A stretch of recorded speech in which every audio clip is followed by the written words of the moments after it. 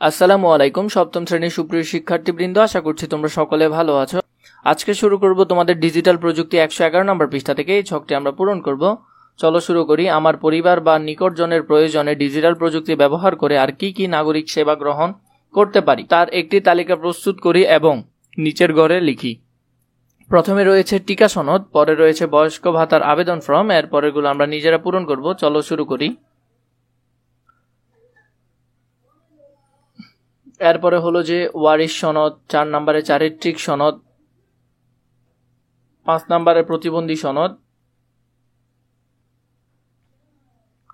6 হলো প্রত্যয়নপত্র, 7 জন্ম সনদ, 8 মৃত্যু সনদ, 9 বিবাহিত সনদ, 10 জাতীয় পরিচয়পত্র সংশোধনের প্রত্যয়ন।